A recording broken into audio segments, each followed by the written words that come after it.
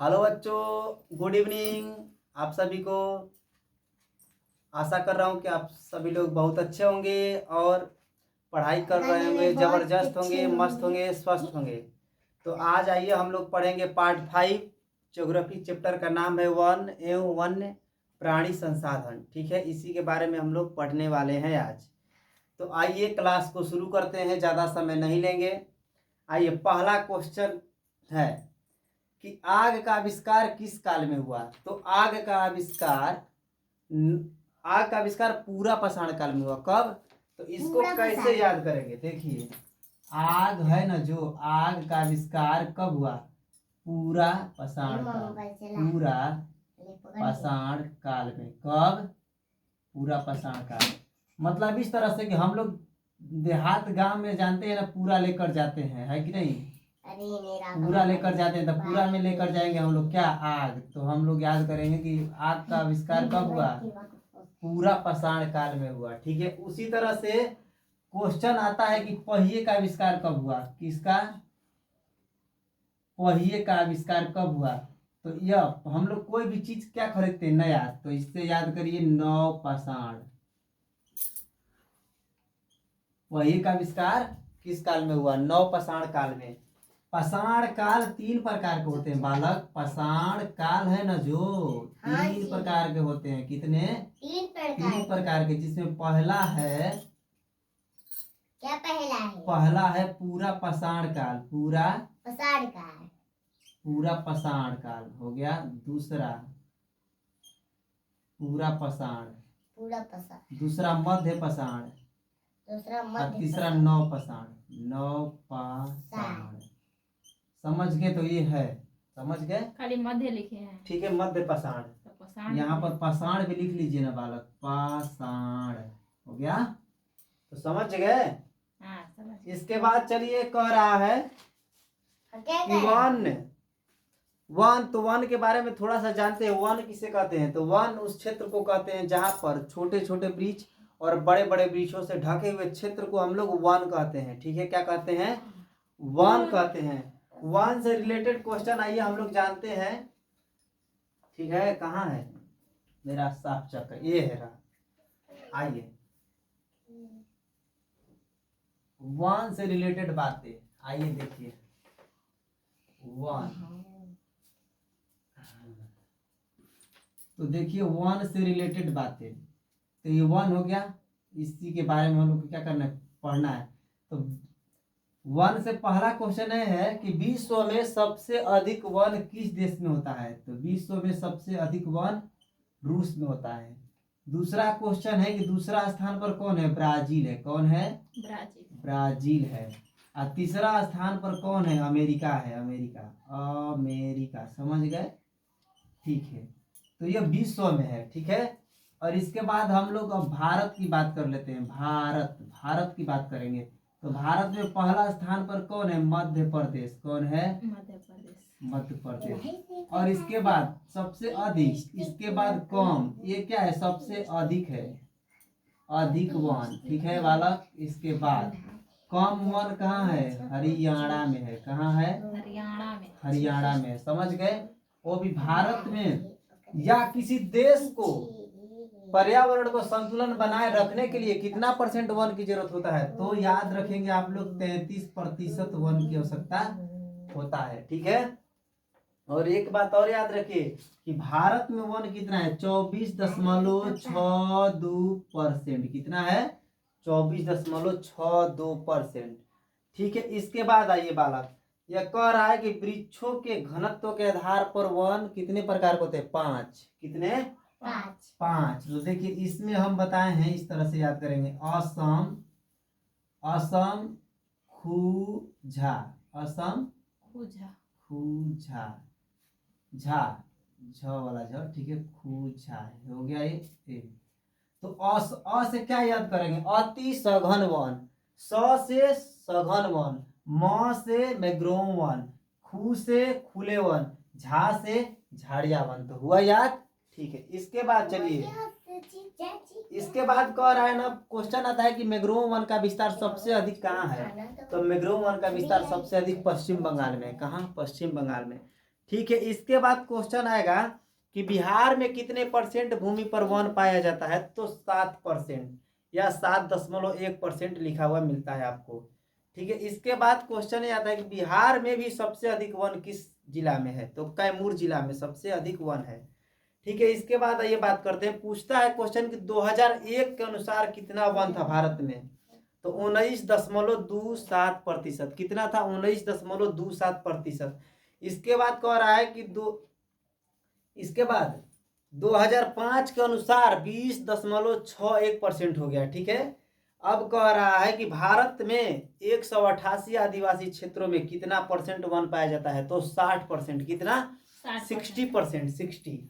और देश के कुल वन आच्छादित क्षेत्र का कितना प्रतिशत वन केवल पूर्वोत्तर राज्यों में है, तो 25.11% केवल पूर्वोत्तर राज्य, यानी कि पूर्वोत्तर राज्य का मतलब 7 राज्य उसमें आता है। ठीक है, इसका भी हम ट्रिक लेकर आए हैं। इसका ट्रिक है केवल मन, क्या है? मन्नत याद कर लीजिए। मन्नत लीजिए, देखिए मन्नत, बस इस तरह से याद कर लीजिए। मन्नत, MANT, ये क्या हो गया? मन्नत। ये पूर्वोत्तर राज्य है। कौन है? पूर्वोत्तर राज्य। पूर्वोत्तर राज्य मतलब पूर्वोत्तर राज्य। देखिए जितना म से राज्य होता है, म से दिखाई दे रहा है, हाँ। म से मिजोरम, फिर म से मेघालय, मेघालय, फिर म से मणिपुर, यानी मणिपुर। ठीक है, फिर इसके बाद देखिए ए से असम, फिर होता है ए से अरुणाचल प्रदेश, अरुणाचल प्रदेश, इसके बाद हो गया टी से त्रिपुरा। टी से क्या हो गया? त्रिपुरा। त्रिपुरा। समझ गए? तो कितने राज्य हो गए? 1 2 3 4 5 6। एक और बचा एन से बचा नागालैंड। क्या है? नागालैंड। क्या बचा मेरे बालक? नागालैंड। तो समझ गए, ये है भारत के पूर्वोत्तर राज्य। मतलब क्वेश्चन आता है कि भारत के पूर्वोत्तर राज्य कितने हैं, तो 7, जो वहां पर केवल 25.11% वन है। ठीक है, अब आइए बालक, बिहार में बता ही दिए, और बिहार में 38 जिला में से 17 जिला में से वन समाप्त हो चुका है, मतलब 17 जिला में तो वन ही नहीं है, खत्म। हाँ, वन नहीं, खत्म। इसके बाद आइए बात करते हैं, वन्य प्राणी कितना है? 81,000। मछली की प्रजाति 2500, पक्षी की प्रजाति 1200, और वनस्पतियां 47,000 है। और पूरा जीव जंतु कितने हैं? बोला जाता है ना कि 84 लाख जीवों में, यानी कि 84 लाख जीव जंतु हैं। ठीक, इसके बाद भारतीय मूल की वनस्पति कितना है? 15,000। और इसके बाद जैव विविधता का भारत में स्थान कौन सा है? 8वां। और जैव विविधता अधिनियम 2002 का है, और जैव विविधता दिवस 22 मई को मनाया जाता है।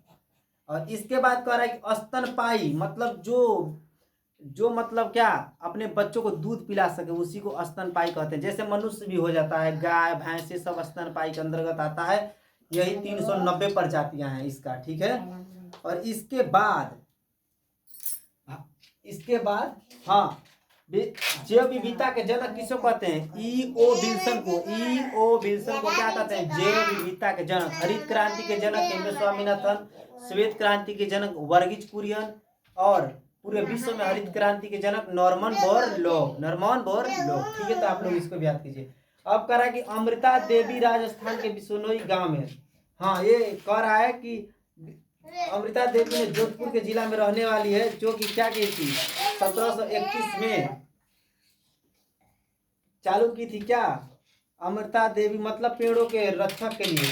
क्योंकि इसमें क्या हुआ था ना कि अमृता देवी राजस्थान के एक राजा थे, जिनका नाम था शायद खेतड़ी। वो जोधपुर जिला में रहते थे, और वो लोग क्या करी कि राजा के खिलाफ गांव वाले अपना क्या हो गए, एक तरफ हो गए, और राजा एक तरफ हो गए। तो इसमें क्या हुआ था कि पूरे गांव के लोग एक महिला का सहयोग करने लगे, जिससे क्या, वृक्षों को काटने से मना किया गया। इसी को कहते हैं ना। और इसके बाद फिर एक और था, राष्ट्रीय उद्यान अभी वर्तमान में एनसीईआरटी के अनुसार 85 है, लेकिन वर्तमान में कितना है? 106 है राष्ट्रीय उद्यान। और भारत में कितने जैव मंडल रिजर्व है? 18। कितने हैं? 18। भारत में बाघ, देखिए बाघ परियोजना कब आया? 1973, मतलब 1973 का है। फिर टाइगर प्रोजेक्ट इसको बोलते हैं, 1973 का है। वन्य जीव संरक्षण अधिनियम 1972 का है। इसके बाद चिपको आंदोलन कब हुआ? तो चिपको आंदोलन उत्तर प्रदेश के टेहरी गढ़वाल पर्वतीय जिलों में हुआ था, जिसका नेतृत्व सुंदरलाल बहुगुणा ने किया। इसमें भी क्या हुआ था कि कुछ लोग पेड़ों को चिपक कर रक्षा करने लगे, और जो क्या बोलते हैं ठेकेदार द्वारा पेड़ काटा जा रहा था, तो वो लोग पेड़ को चिपक कर पकड़ लेते थे, कहते थे कि नहीं पहले मेरे को काटो, मेरे को काटो, मेरे को काटो। इसीलिए क्या हुआ कि वो ठेकेदार भी हार मान गया और वो आंदोलन क्या हुआ, सफल रहा। तो आप लोग भी ध्यान रखें, कोई पेड़ पौधों के काटता है तो हमसे जरूर कहें, नहीं तो आप लोग खुद हैं। थोड़ा साइड हटिए तभी ना लिखेंगे। ठीक है बालक, अब देखिए क्या कह रहा है क्वेश्चन कि भारतीय वन्य जीव बोर्ड अधिनियम कब आया? 1952, मतलब 1952 में आया। ठीक है, वन्य जीव संरक्षण अधिनियम भी 1952 में आया। 1973 में टाइगर प्रोजेक्ट आया, मतलब बाघ परियोजना। इसके बाद 1991 में हाथी परियोजना भी आया, हाथी को बचाने के लिए भी। और क्वेश्चन ये है कि टेक्सोल का उपयोग किसमें करते हैं? कैंसर के उपचार के लिए। तो कैंसर का अध्ययन को ऑन्कोलॉजी बोलते हैं, और कैंसर दिवस 4 फरवरी को मनाया जाता है जागरूक बनाने के लिए लोगों को। आयुर्वेद के जनक कौन है? आयुर्वेद के जनक चरक हैं। कौन है? चरक। इसके बाद कह रहा है कि क्यूनाइन किसमें प्रयोग आता है? तो क्यूनाइन मलेरिया के दवा के प्रयोग में आता है। ठीक है, तो आप लोग और आगे देखिए, कह रहा है कि संविधान की धारा 21 का संबंध किससे है? तो वन्य जीव तथा प्राकृतिक संसाधनों के संरक्षण से है, मतलब बचाने के लिए है। इसके बाद कह रहा है कि केवल भारत में पाया जाता है क्या? घड़ियाल। क्या? घड़ियाल। फिर कह रहा है कि भारत का राष्ट्रीय पक्षी क्या है? मोर, यानी मयूर भी लिखता है। ठीक है, पायोक्रिस्टस जिसका वैज्ञानिक नाम है। तो आइए हम लोग भारत के बारे में भी कुछ जान लेते हैं। तो आइए हमारे साथ साथ आप लोग भी याद कीजिए। तो पहला क्वेश्चन है कि भारत की राजधानी कहाँ है? नई दिल्ली। भारत में कितने राज्य हैं? 28। भारत में कितने केंद्र शासित प्रदेश हैं? 8। और भारत की आबादी कितना है?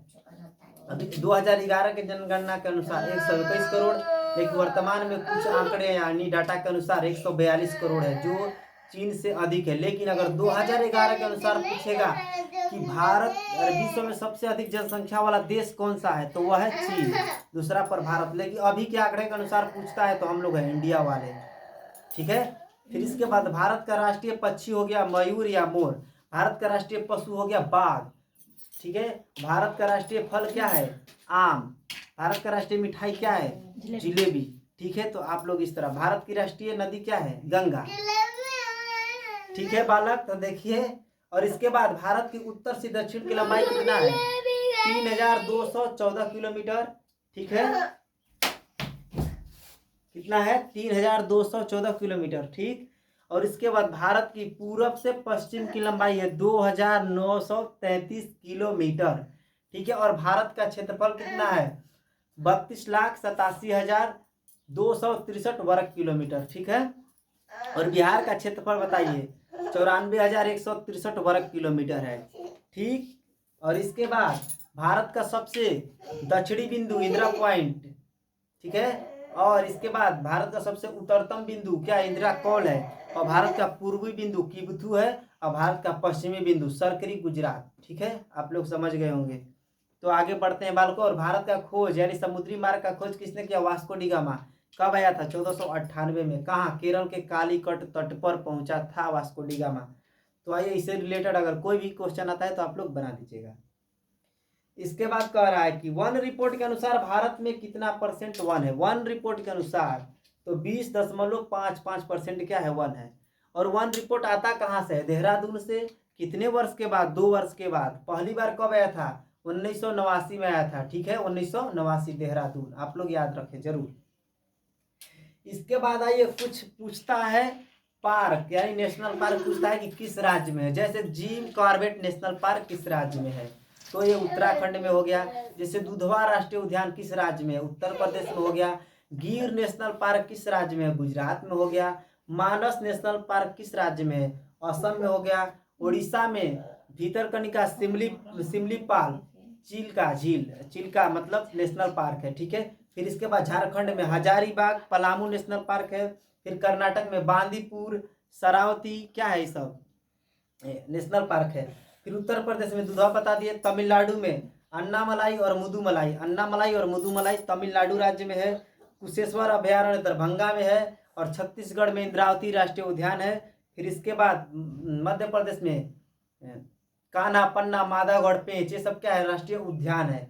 और इसके बाद असम हो गया, और पश्चिम बंगाल में जानते हो जल्दापारा और बुक्सा नेशनल पार्क है, ठीक है। और सरिस्का, रणथंभौर, घना पक्षी अभयारण्य, ये सब कहाँ है, सब राजस्थान में है, ठीक है। तो आप लोग इसको भी याद कर लीजिए, ठीक है।